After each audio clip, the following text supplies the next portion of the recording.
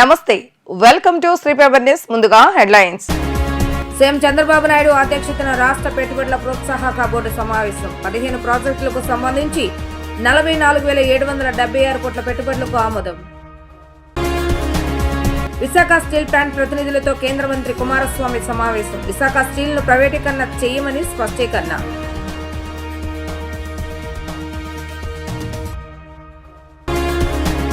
35 ఏళ్ల పోలీస్ ఆఫీసర్గా ప్రజలకు సేవ సంతృప్తిగా ఉందన్న డీజీపీ ద్వారకా తిరుమలరావు.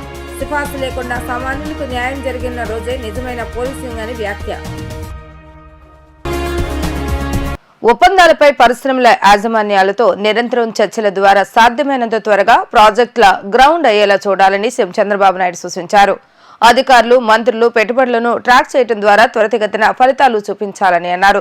తీవ్రమైన పోటీ నెలకొన్న నేటి పరిస్థితుల్లో ఫలితాలు రావాలంటే స్పీడ్ ఆఫ్ డూయింగ్ బిజినెస్ అమలు చేసి చూపాలని అధికారులకు ఆయన సూచించారు. అమరావతి సచివాలయంలో సీఎం చంద్రబాబు నాయుడు అధ్యక్షతన స్టేట్ ఇన్వెస్ట్మెంట్ ప్రమోషన్ బోర్డు 3వ సమావేశం నిర్వహించారు. మొత్తం 15 ప్రాజెక్టులకు సంబంధించి పెట్టుబడులకు ఆమోదం తెలుపుతూ ఎస్ఐపిబి నిర్ణయం తీసుకుంది. 44,776 కోట్ల పెట్టుబడులకు ఆమోదం తెలిపింది. ఈ పెట్టుబడుల ద్వారా దాదాపు 20,000 ఉద్యోగాల కల్పన జరగనుంది. గత 2 సమావేశాలు ఆమోదం పొందిన ప్రాజెక్టుల స్థితిగతులపైన సీఎం చర్చించారు. 3 నెలల్లో అర్సిలర్ మిట్టల్ స్టీల్, బీపీసీఎల్ ప్రాజెక్టులకు శంకుస్థాపన జరగనుంది. అల్లూరి జిల్లాలో 14,328 కోట్ల పెట్టుబడితో నవయుగ ఇంజనీరింగ్ లిమిటెడ్ ఏర్పాటు చేయనున్న 2,300 మెగావాట్ల విద్యుత్ ప్రాజెక్టుకు ఎస్ఐపిబి ఆమోదముద్ర వేసింది. అన్నమయ్య జిల్లాలో 10,300 కోట్లతో మేఘా సంస్థ పంపుడు స్టోరేజ్ ప్రాజెక్టు ఏర్పాటుకు ప్రతిపాదించింది. అనంతపురంలో 972 కోట్ల పెట్టుబడితో అనంతపురం రెన్యూవబుల్ ప్రైవేట్ లిమిటెడ్ కు ఎస్ఐపిబి పచ్చజెండా ఊపింది. ఈ ప్రాజెక్టు ద్వారా యాస్పిరి లిమిటెడ్ సంస్థ 118 మెగావాట్ల విద్యుత్తును ఉత్పత్తి చేయనుంది.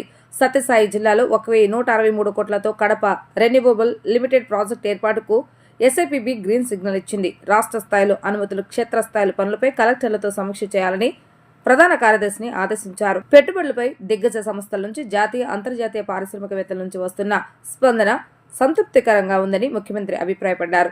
ప్రతి అవకాశాన్ని రాష్ట్రానికి పెట్టుబడులు సాధించేందుకు ఉపయోగించుకోవాలని సీఎం చంద్రబాబు నాయుడు తెలిపారు. విశాఖ స్టీల్ ప్లాంట్ ను ప్రైవేటీకరణ చేయబోమని కేంద్ర ఉక్కు శాఖ మంత్రి కుమారస్వామి తేల్చి చెప్పారు.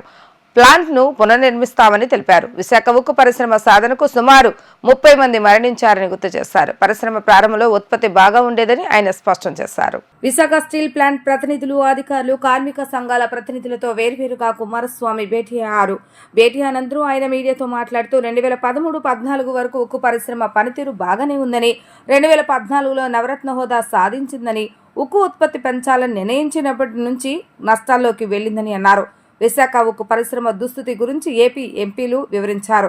కేంద్ర మంత్రి అయ్యాక స్టీల్ ప్లాంట్పై ఎన్నో సమీక్షలు చేశానని అన్నారు. 2021లో విశాఖ ఉక్కు పరిశ్రమలో పెట్టుబడులు ఉపసంహరణకు ప్రతిపాదించారని అన్నారు. ప్రస్తుతం ఈ ప్లాంట్కు 35,000 కోట్ల అప్పు ఉందని, 2030లోపు 300 మిలియన్ టన్నుల స్టీల్ ఉత్పత్తి సాధించాలని ప్రధాని మోడీ లక్ష్యం నిర్దేశించారని అన్నారు. ప్రపంచ ఉక్కు ఉత్పత్తిలో ప్రస్తుతం 2వ స్థానంలో ఉన్నామని, కార్మికుల సమస్యలను 3 నెలల్లో కొలిక్కి తెస్తామని ఆయన వివరించారు. Whatever Vermaji expressed before you that our Prime Minister's vision of Vikasit Bharat, he has given a deadline to our steel ministry that by 2030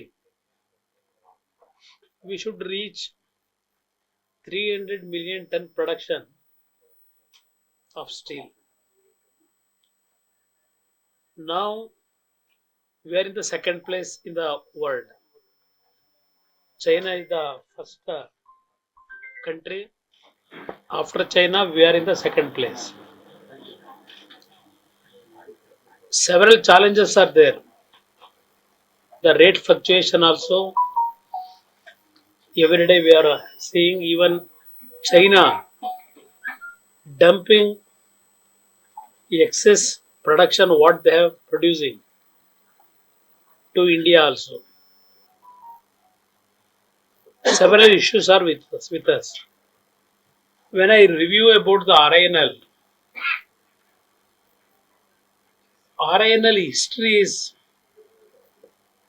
very big history is there. several common man at that time when the protest was going on in more than 40-60 years back, I think 1980 or 1970s, more than 30 civilians was dead in that protest. Several senior citizens of Andhra, they have contributed in a big way to build up this RINL steel plant.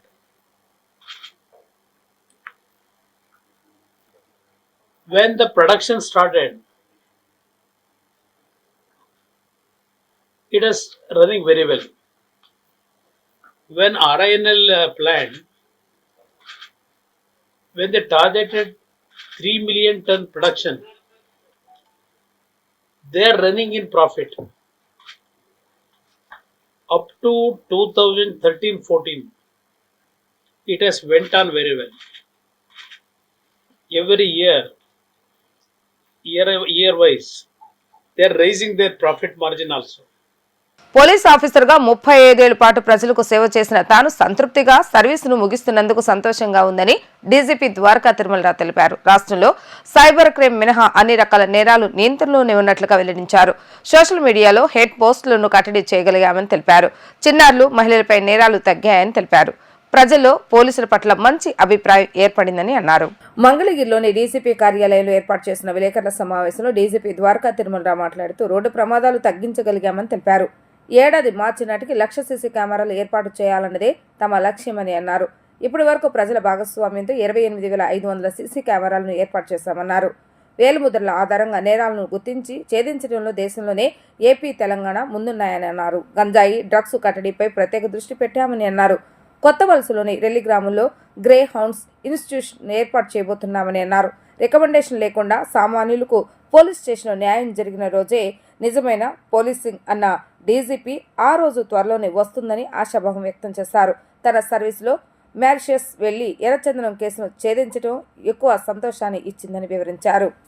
30 సంవత్సరాల సుదీర్ఘ ప్రస్థానం చాలా సంతృప్తికరంగాను, ఒక విధంగా వెనక్కి చూసుకుంటే గర్వంగా చేయాల్సిన పనిని సక్రమంగా చేసినందుకు, అకాడమీ నుంచి బయటకు వస్తున్నప్పుడు తీసుకున్నటువంటి ప్రమాణాన్ని సాయశక్తుల పాటిస్తూ, రాజ్యాంగాన్ని గౌరవిస్తూ, ప్రజల మానవ హక్కుల్ని సంరక్షిస్తూ, పోలీసులో ఉన్నటువంటి ప్రధానమైనటువంటి 2 అంశాలు శాంతి భద్రతల పరిరక్షణ, నేరాలు నిరోధించడం, అదేవిధంగా వెలికి తీయటం, క్రైమ్ ప్రివెన్షన్ డిటెక్షన్ అనేటువంటి మౌలిక సూత్రాలు పాటిస్తూ సంతృప్తికరంగా సర్వీస్ ని ముగిస్తున్నందుకు సంతోషంగా ఉంది. ఆ విషయం మీతో చెప్పాలనిపించి ఈరోజు సమావేశం పెట్టడం జరిగింది. విజయవాడలో కార్యక్రమం చేసుకున్నప్పుడు ఒక మాట అనడం జరిగింది. భద్రతా సంస్కృతి కూడా కలగజేయాలనే ఉద్దేశంతో పనిచేయడం జరిగింది. ఒక్క సైబర్ క్రైమ్ తప్పించి అన్ని క్రైమ్ హెడ్స్ లో కూడా క్రైమ్ రిడక్షన్ జరిగింది.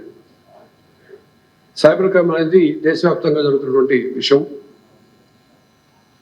ముఖ్యంగా ఈ మధ్య జరుగుతున్న డిజిటల్ అరెస్ట్ అయితేనేమి, లేకపోతే పార్సల్స్ స్టక్ అయినాయని ఫాల్స్ మెసేజ్ ఇచ్చి చేయటం అయితేనేమి, అదేవిధంగా హనీ ట్రాప్స్, సెక్స్టార్షన్ విషయం అయితే జరిగిన అవి పెరిగినాయి. కాబట్టి డిజిటల్ ట్రాన్సాక్షన్స్ పెరుగుతున్నాయి. కాబట్టి జరుగుతున్నటువంటి సహజంగా జరుగుతున్నటువంటి పరిణామం అది.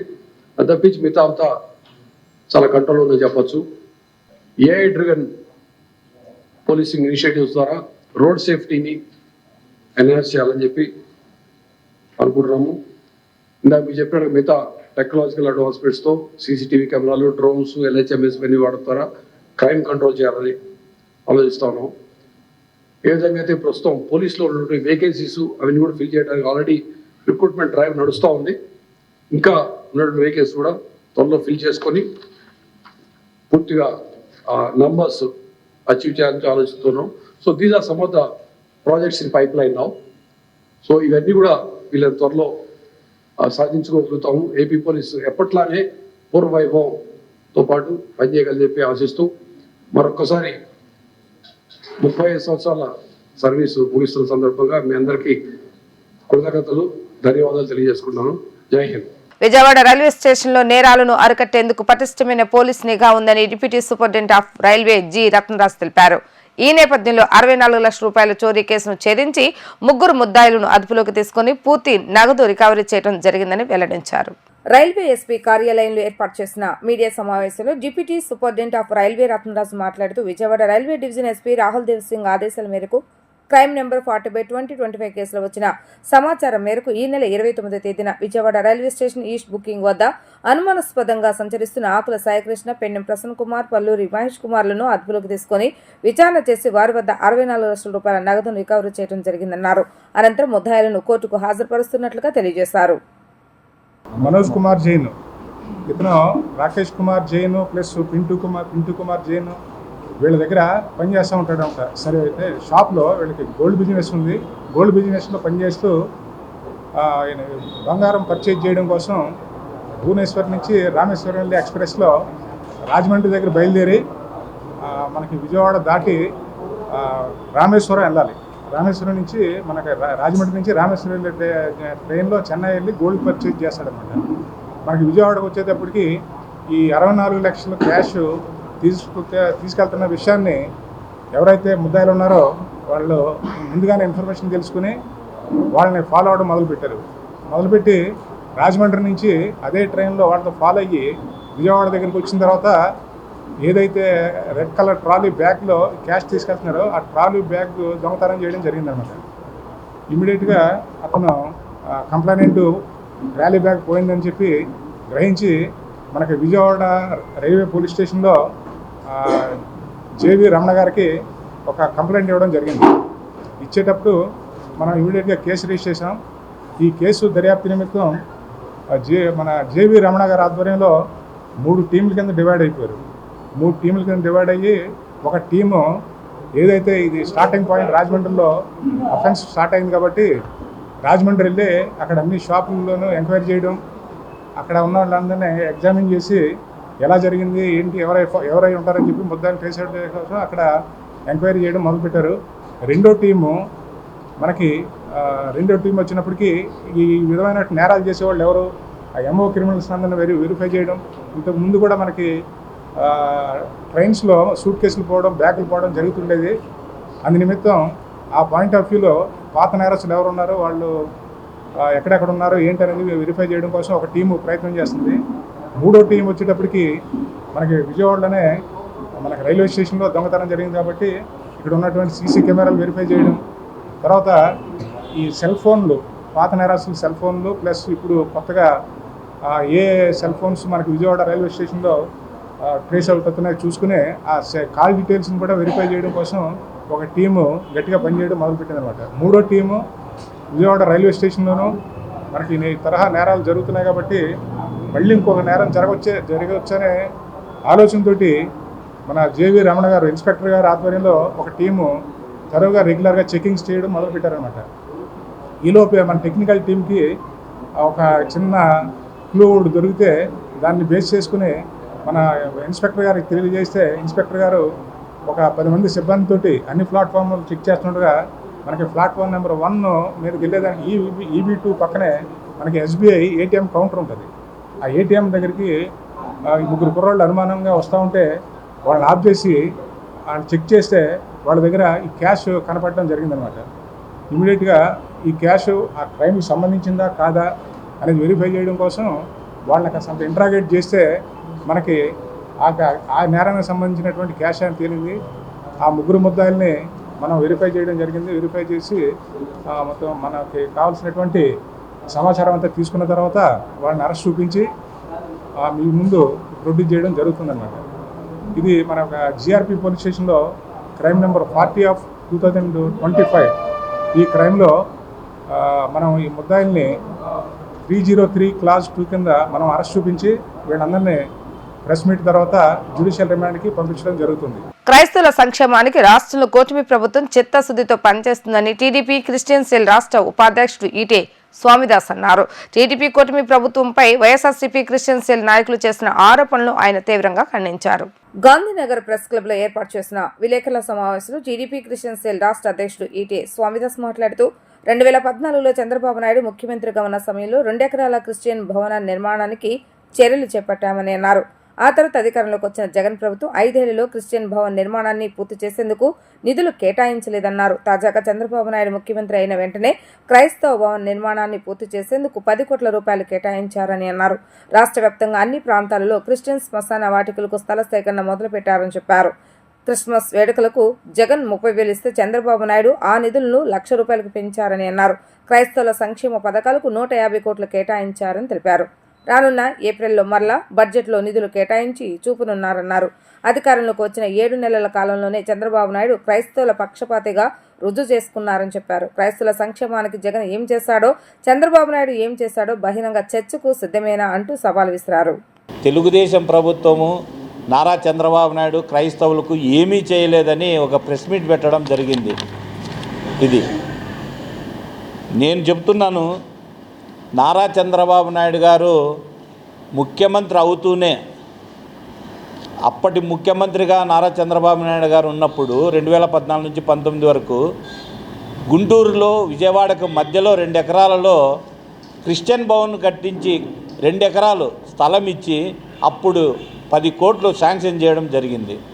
తర్వాత దానిని 80% పూర్తయితే అంతలోపల జగన్మోహన్ రెడ్డి క్రైస్తవ ఓట్లతో మాయమాటలు చెప్పి గద్దెనెక్కడం మనం చూసాం. కానీ ఈ 5 ఏళ్లలో ఆయన ముఖ్యమంత్రిగా ఉన్నప్పుడు ఆ క్రిస్టియన్ భవన్ని 1% కూడా దానికి నిధులు కేటాయించలేదు. తర్వాత అది శిథిలావస్థలో, అంటే చాలా పాడైపోయింది. తర్వాత నారా చంద్రబాబు నాయుడు గారు ముఖ్యమంత్రి అవుతూనే దాని ఆ భవనానికి 10 కోట్లు కేటాయించడం జరిగింది. అంటే కేవలం నెలలో ఆ 10 కోట్లు కేటాయించడం జరిగింది. బరియల్ గ్రౌండ్స్ క్రైస్తవులకు చాలా ముఖ్యం. బరియల్ గ్రౌండ్స్ క్రైస్తవులకు చాలా ముఖ్యం. బరియల్ గ్రౌండ్స్ అక్కడ ఎక్కడెక్కడ జిల్లాలలో కానీ మండలాలలో కానీ ఎక్కడైనా కానీ చూడండి అని నారా చంద్రబాబు నాయుడు గారు 2 నెలల కిందట అధికారులకు ఆదేశించారు. అంటే క్రైస్తవుల మీద ఎంత ఆయనకు ప్రేమ ఉందో ఈ 2 ఉదాహరణలు చాలు. మూడోది చూసుకుంటే, క్రైస్తవ పాస్టర్స్కి మ్యారేజ్ లైసెన్స్ ప్రభుత్వం ఇస్తుంది. అంటే పెళ్ళిళ్ళు చేయాలని లైసెన్స్ ఇస్తుంది. ఆ లైసెన్స్ గతంలో 3 సంవత్సరాలు ఉంటే నారా చంద్రబాబు నాయుడు గారు వస్తూనే 3 సంవత్సరాలకోసారి రెన్యువల్ చేసుకోవడం కష్టము పాస్టర్స్ అని దానిని 10 సంవత్సరాలకు చేయడం జరిగింది. పెద్దిరెడ్డి పగలు చేసేది పూజలు, రాత్రులు చేసేది దోపిడీలు అంటూ ఎమ్మెల్సీ పంచమతి అనురాజ ధ్వజమెత్తారు. జగన్కు ఏమాత్రం తగ్గకుండా పెద్దిరెడ్డి అవినీతి పుంకాలుగా బయటకు వస్తుందని అన్నారు. అధికారాన్ని అడ్డు పెట్టుకుని చేయాల్సిన పాపాలన్నీ చేసి ఇప్పుడు తనకేమీ తెలియదు అంటే పోతుందా అని ఆమె ప్రశ్నించారు. మాజీ మంత్రి పెద్దిరెడ్డి రామచంద్రరెడ్డిపై టీడీపీ ఎమ్మెల్సీ శాసనమండలి చీఫ్ విప్ పంచమతి అనురాధ తీవ్ర స్థాయిలో విరుచుకుపడ్డారు. ఈ సందర్భంగా ఆమె మీడియాతో మాట్లాడుతూ పెద్దిరెడ్డి ల్యాండ్ శాండ్ వైన్ మాఫియాతో 1000 కోట్ల కొల్లగొట్టింది వాస్తవం కాదా అంటూ ఆమె నిలదీశారు. శివశక్తి డైరీ పేరుతో పాడి రైతుల కష్టార్జితాన్ని దోచుకుంది వాస్తవం కాదా అంటూ మండిపడ్డారు. మదనపల్లి సబ్ రిజిస్టర్ ఆఫీసులో ఫైల్స్ తగబడిన ఘటనతో తనకేమీ సంబంధం లేదన్న పెద్దిరెడ్డి ముందస్తు బెయిల్ ఎందుకు తెచ్చుకున్నారని ప్రశ్నించారు. పుంగునూరు ఓటర్ లిస్టు కంటే పెద్దిరెడ్డి పాపా లిస్టు ఎక్కువ అని అన్నారు. 75 ఎకరాల ఫారెస్ట్ భూమిని ఆక్రమించుకోవడమే కాక దర్జాగా అడవిలోకి రోడ్డు వేసుకుని ప్యాలెస్ కట్టుకున్నారంటూ వ్యాఖ్యలు చేశారు. రేణుగుంట ఎయిర్పోర్ట్ దగ్గర ప్రభుత్వ భూమిని 20 ఎకరాల పెద్దిరెడ్డి భార్య పేరు మీద రిజిస్ట్రేషన్ చేయించుకున్న మాట వాస్తవం కాదా అంటూ ప్రశ్నించారు. అనుమతి లేకుండా ప్రాజెక్టులు కట్టాలంటూ ఊర్లు ఖాళీ చేసి ప్రజలు ఉసురు పోసుకున్నారని విమర్శించారు. ఈ ఘటనలో ఎన్జీటీటీ పెద్దిరెడ్డికి 100 కోట్ల రూపాయల ఫైన్ వేసిన మాట వాస్తవం కాదా అంటూ వారు ప్రశ్నించారు. మొదటిసారి ఎమ్మెల్యే అయిన దగ్గర నుంచి పెద్దిరెడ్డి తన అవినీతి సామ్రాజ్యాన్ని దేశ వ్యాప్తం చేశారంటూ ఆమె విరుచుకుపడ్డారు. ఈ రాష్ట్రంలో అత్యంత అవినీతి పరుడైన జగన్మోహన్ రెడ్డి గారు 31 క్రిమినల్ కేసులు పెట్టించుకోవడమే కాకుండా లక్షల కోట్ల దోచేసిన వ్యక్తిగా 420 సీఎంగా గూగుల్లో కొడితే 420 సీఎంగా మనకి గూగుల్లో దర్శనమిచ్చే ఈ జగన్మోహన్ రెడ్డి గారు అత్యంత అవినీతి పరుడుగా ఆంధ్ర రాష్ట్రంలో ముద్రపడితే దానికి ఏ మాత్రం కూడా తగ్గకుండా ఈనాడు పెద్దిరెడ్డి రామచంద్రారెడ్డి గారి అవినీతి పుంకాలుగా బయటికి వస్తూ ఉంది. ఈ పెద్దిరెడ్డి రామచంద్రారెడ్డి పగలేమో పూజలు, రాత్రంతా కూడా దోపిడీలు. ఇది ఎక్కడ కూడా ఇలాంటి స్ప్లిట్ పర్సనాలిటీని మనం చూడం. ఒక్క పెద్దిరెడ్డి రామచంద్రారెడ్డిలోనే ఈ స్ప్లిట్ పర్సనాలిటీని చూస్తూ ఉన్నాం. పీలేరు ఎమ్మెల్యేగా మొదలుకొని అతని అవినీతి సామ్రాజ్యాన్ని స్టెప్ బై స్టెప్ పెంచుకుంటూ మరి మండల స్థాయి నుంచి, తర్వాత జిల్లా స్థాయి నుంచి, తర్వాత రాష్ట్ర స్థాయి నుంచి మరి ఏకంగా కేంద్ర స్థాయి వరకు కూడా మరి అతని అవినీతి సామ్రాజ్యాన్ని విస్తరించారు అనే చెప్పడంలో ఏ మాత్రం కూడా అతిశయోక్తి లేదు. నేను ఏ పాపం ఎరగను, నాకేమీ తెలీదు అని చెప్పి పెద్దిరెడ్డి రామచంద్రారెడ్డి గారు ఈరోజు మరి మన ప్రెస్లో మాట్లాడటం మనం చూస్తూ ఉన్నాం. శాండ్ మాఫియా మీరు చెయ్యలేదు అని మీరు గుండె మీద చెయ్యేసుకొని చెప్పగలరా?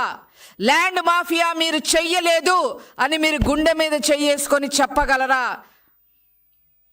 అదే విధంగా చివరికి రైతులు రక్తం కూడా పీల్చుకునే విధంగా మీరు మీ శివశక్తి డైరీ ద్వారా మరి పాల రేటు సైతం కూడా ఎక్కువ రేట్లకు అమ్మిన మాట వాస్తవం కాదా అని చెప్పి ఈ సందర్భంగా నేను అడగదలుచుకున్నా. అంతేకాకుండా మదనపల్లిలో మరి ఒక గవర్నమెంట్ ఆఫీస్లో ఫైల్ దగ్ధమైతే నాకు ఏ సంబంధం లేదు అని చెప్పిన మీరు ముందస్తు బెయిల్ ఎందుకు తెచ్చుకున్నారు అని చెప్పి ఈ సందర్భంగా మేము అడగదలుచుకున్నాం. అసైన్డ్ భూములు కొట్టేసిన మాట వాస్తవం కాదా? ఇరిగేషన్ భూములు కొట్టేసిన మాట వాస్తవం కాదా? శాండ్ మాఫియాలో కోట్లు సంపాదించి అవినీతి సొమ్మును కూడగొట్టుకుంది వాస్తవం కాదా? ల్యాండ్ మాఫియా ఎక్కడ పడితే అక్కడ ఎకరాలు కొట్టేసి కోట్లు దండుకున్న మాట వాస్తవం కాదా అని చెప్పి ఈ సందర్భంగా నేను అడగదలుచుకున్నా. చిన్న చితగా 1 ఎకరం దగ్గర నుంచి 1000 ఎకరాల వరకు కొట్టేసిన బాపతి మరి మనం చూస్తూ ఉన్నాం. ఇప్పుడు పెద్దిరెడ్డి రామచంద్రారెడ్డి నేనేమీ అరగను, నాకు ఏమీ సంబంధం లేదు అని చెప్పి మీరు ఒక స్టేట్మెంట్ ఇస్తే సరిపోయిందా అని అడుగుతా ఉన్నా. మీ ఓటర్ లిస్ట్ కన్నా, మీ పుంగనూరు ఓటర్ లిస్ట్ కన్నా కూడా మీ అవినీతి పాపాల లిస్టే ఎక్కువగా ఉంది అనే విషయం మీరు గమనించారా అని చెప్పి ఈ సందర్భంగా నేను అడగదలుచుకున్నా. ఎమ్మెల్యే అంటేనే ఆయన చుట్టూ గన్మ్యాన్లు, వ్యక్తిగత సిబ్బంది, కార్యకర్తలు ఉంటారు. ఎక్కడికి వెళ్లినా ఆయన వెంట భద్రతా సిబ్బంది ఖచ్చితంగా ఉంటారు. ఎమ్మెల్యే ఎలాంటి అభివృద్ధి పనులు చేసినా, ప్రజలను కలిసినా మీడియాలో వచ్చేస్తుంది. కానీ ఇప్పుడు మనం చెప్పుకోబోయే ఎమ్మెల్యే మాత్రం అందుకు భిన్నంగా ప్రవర్తించారు. ఎలాంటి సెక్యూరిటీ లేకుండా ప్రజల వద్దకు వెళ్లారు. బైక్ మీద వీధుల్లో తిరుగుతూ ప్రజలతో ముచ్చటించారు. ద్విచక్ర వాహనంపై తిరుగుతున్నారు. ఇంతకీ ఎవరా ఎమ్మెల్యే? బైక్ పై తిరుగుతూ ఆయన చేసిన పనులేంటో ఇప్పుడు చూద్దాం. గుడివాడ ఎమ్మెల్యే వెనగళ్ల రాము వినూత్న కార్యక్రమానికి శ్రీకారం చుట్టారు. ప్రజలారా ప్రశ్నించండి, మీరెన్నుకున్న మీ ప్రజా ప్రభుత్వం మీకోసమే పనిచేస్తుందంటూ ద్విచక్ర వాహనంపై గుడివాడ వీధిలో తిరుగుతున్నారు. గన్మ్యాన్, వ్యక్తిగత సిబ్బంది లేకుండానే పర్యటించారు. రోడ్ల వెంబడి చిరు వ్యాపారులు, దుకాణదారులు, టీ స్టాల్స్, హోటల్కు వెళుతూ ప్రజలతో మాట్లాడారు. రాము వెంట ఆఖరికి మీడియాను గాని, అధికారులు గాని ఎవరిని రానివ్వకుండా ప్రత్యక్షంగా ప్రజల వద్దకు వెళ్లి వాళ్లతో ముచ్చటించారు. నన్ను ఎన్నుకున్నా మీకు నాకు మధ్యవర్తులు ఉండరు అని ఎమ్మెల్యే స్పష్టం చేశారు. ప్రజలతో నేరుగా మాట్లాడేందుకు వెళుతున్నానంటూ మీడియాకు తెలియజేశారు.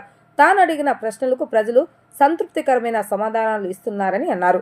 గుడివాడలో కొన్ని వర్గాల నుంచి టీడీపీకి చెందిన వారు డబ్బులు వసూలు చేస్తున్నారనే ప్రచారంపై ప్రజలను నేరుగా ప్రశ్నించినట్లుగా తెలిపారు. అనేక ప్రాంతాల్లో తిరిగినా తనకు అలాంటిదేమీ లేదని ప్రజలు నేరుగా చెప్పారని ఎమ్మెల్యే వెనగళ్ల రాము తెలిపారు. బ్యూరో ఆఫ్ ఇండియా స్టాండర్డ్స్ ఆధ్వర్యంలో సిగ్రిగేషన్ ఆఫ్ వేస్ట్ మేనేజ్మెంట్ కార్యక్రమం నిర్వహించడం సంతోషకరమని స్వచ్ఛంద కార్పొరేషన్ చైర్మన్ పటాబి అన్నారు. రాష్ట్ర ప్రభుత్వం తీసుకున్న స్వచ్ఛంద కార్యక్రమానికి బ్యూరో ఆఫ్ ఇండియా స్టాండర్డ్స్ మద్దతు తెలపడం శుభపరిణామం అని అన్నారు. బ్యూరో ఆఫ్ ఇండియన్ స్టాండర్డ్స్ ఆధ్వర్యంలో waste disposable treatment, solid waste management పై శిక్షణ కార్యక్రమం జరిగింది. ఈ కార్యక్రమానికి స్వచ్ఛంద కార్పొరేషన్ చైర్మన్ పటాబి హాజరయ్యారు. అనంతరం మాట్లాడుతూ డంప్ యార్డ్ అనేది ఆంధ్రప్రదేశ్లో లేకుండా చేయటమే కూటమి ప్రభుత్వ లక్ష్యమన్నారు. వేస్ట్ ప్రాసెసింగ్ యూనిట్స్ మాత్రమే రాష్ట్రంలో ఉండాలని వ్యాఖ్యానించారు. వేస్ట్ ని తడి పొడి చెత్తను వేరు చేయబోతున్నామని, అన్ని రీసైకిల్ చేసి ఎరువుగా ఉపయోగించబోతున్నామని అన్నారు. రెవెన్యూ ఫర్ వేస్ట్ అనే కాలాన్ని రెవెన్యూ ఫర్ వేస్ట్ అనే కాలంను రాష్ట్ర బడ్జెట్లో ప్రజలు త్వరలో చూడబోతున్నారని చెప్పారు. అన్ని శాఖల నుండి ప్రభుత్వానికి ఎలా ఆదాయం వస్తుందో అలాగే చెత్త నుండి కూడా ప్రభుత్వానికి ఆదాయం రాబోతుందని అన్నారు. ఇవాళ కొన్ని నిర్దిష్టమైనటువంటి లక్ష్యాలతో స్వచ్ఛాంధ్ర కార్పొరేషన్ అదేవిధంగా రాష్ట్ర ప్రభుత్వం పనిచేస్తూ ఉన్నాయి వేస్ట్ మేనేజ్మెంట్కి సంబంధించి. మరి అన్నిటికంటే ముఖ్యంగా ఒక డంప్ యార్డ్ ఫ్రీ స్టేట్, ఆంధ్రప్రదేశ్ని ఒక డంప్ యార్డ్ ఫ్రీ స్టేట్గా మార్చాలన్నది చంద్రబాబు నాయుడు గారు మాకు నిర్దేశించినటువంటి ఒక ప్రధానమైనటువంటి లక్ష్యం. రాష్ట్రంలో ఏ ఊర్లో కూడా, అది గ్రామం అయినా పట్టణం అయినా సిటీ ఏదైనా కూడా, డంప్ యార్డ్ అనేది ఇక మీదట ఉండకూడదు. వేస్ట్ని డంప్ చేయటం అనేటటువంటి పద్ధతికి పూర్తిగా మనం దూరం కావాలి. ఉంటే రాష్ట్రంలో వేస్ట్ ప్రాసెసింగ్ సెంటర్స్ ఉండాలి, కానీ వేస్ట్ డంపింగ్ యార్డ్స్ అనేవి ఎక్కడా కూడా ఇక కనపడకూడదని చెప్పి ఒక ఖచ్చితమైనటువంటి లక్ష్యాన్ని మాకు ఇవ్వటం. ఎందుకంటే గత ప్రభుత్వం 85 లక్షల టన్నుల చెత్తని ఎక్కడికక్కడ వదిలేసి వెళ్ళిపోయింది. చెత్త మీద పన్నేసి చెత్తను వదిలేశారు. ఆ లెగసీ వేస్ట్ని క్లియర్ చేయడంతో పాటు ఇక భవిష్యత్తులో ఎక్కడా కూడా డంపింగ్ అనేది ఉండకూడదు అని ఆయన గట్టిగా మాకు నిర్దేశించడం. ఆ లక్ష్యం అతి త్వరలోనే ఆంధ్రప్రదేశ్ని దేశంలోనే మొట్టమొదటి రాష్ట్రంగా, డంపింగ్ యార్డ్స్ లేనటువంటి మొట్టమొదటి రాష్ట్రంగా ఆంధ్రప్రదేశ్ని దేశంలోనే నిలబెడతామని చెప్పి ఈ రోజున స్వచ్ఛాంధ్ర కార్పొరేషన్ చైర్మన్గా నేను రాష్ట్ర ప్రజలందరికీ కూడా తెలియజేస్తున్నా. వార్తలు ముగించే ముందు హెడ్లైన్స్ మరొకసారి.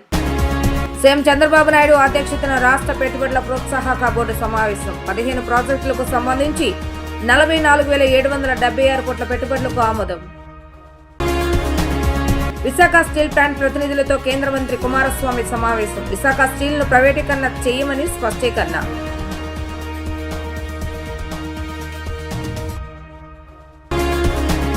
ముప్పై 35 ఏళ్ల పోలీస్ ఆఫీసర్గా ప్రజలకు సేవ సంతృప్తిగా ఉందన్న డీజీపీ ద్వారకా తిరుమలరావు.